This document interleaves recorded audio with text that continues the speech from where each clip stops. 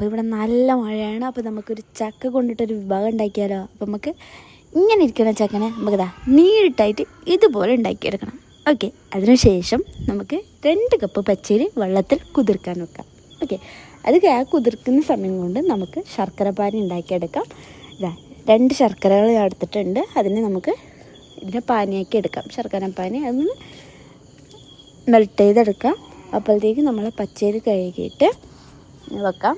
കഴുകി വെച്ച പച്ചരിയും അതേമാതിരി ഈ ശർക്കര പാനിയും ചക്കയും ഒരുമിച്ച് ഒരു ഗ്രൈൻഡറിലിട്ടിട്ട് അത് നമുക്കൊന്ന് അരച്ചെടുക്കാം. ഓക്കെ, ഇതാ എൻ്റെ ഫൈനൽ ലുക്ക് ഇതാണ്. ഇങ്ങനെ അരച്ചെടുത്തിട്ട് അതിലേക്ക് 2 മുറി തേങ്ങ. ഓക്കെ, 2 മുറി തേങ്ങയും നമ്മളിതിൽ ആഡ് ചെയ്യുന്നുണ്ട്. എത്ര കൂടുതൽ നമ്മൾ തേങ്ങ ഇടണോ അത്രയും നല്ലൊരു ടേസ്റ്റ് ഉണ്ടാവും. ഞാൻ 2 മുറി തേങ്ങ ഇതിലേക്ക് ഇടുന്നുണ്ട്.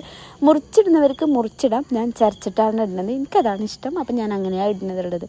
ഓക്കെ, അപ്പോൾ ഇതാ ഇതൊന്ന് മിക്സാക്കി എടുത്തിട്ട് എന്നാണ് പണി. ഇല തപ്പി പിടിച്ചണം. ഇതാ അങ്ങനെ നമ്മൾ ഒടുക്ക ഇല തപ്പി പിടിച്ചിട്ടുണ്ട്. ഇതാണ് ഇത് വെക്കുന്ന ഇല. ഇത് നമ്മുടെ നാട്ടിൽ ഉപ്പിലിങ്ങാൻ്റെ ചപ്പല എന്ന് പറയും. നിങ്ങളുടെ നാട്ടിൽ എന്താ പറയാമെന്ന് എനിക്കറിയില്ല. അപ്പോൾ നിങ്ങളുടെ നാട്ടിൽ എന്താ പറയുന്നത് കമൻറ്റ് ചെയ്യും കേട്ടോ. അപ്പോൾ നമുക്ക് ഇതിൽ ഒന്ന് കഴുകി വൃത്തിയാക്കിയതിന് ശേഷം ഇതാ നമുക്കതിലേക്ക് ഓരോ കുഞ്ഞ് കയ്യിൽ വീതം നമുക്ക് ഒഴിച്ചു കൊടുത്തിട്ട് അതൊന്ന് മടക്കി വെച്ചിട്ട് ആവിയിൽ 30 മിനിറ്റ് നമുക്ക് വേവിച്ചെടുക്കണം. ഓക്കെ, അപ്പോൾ നമുക്കിതൊന്ന് വേവിച്ചെടുക്കാം.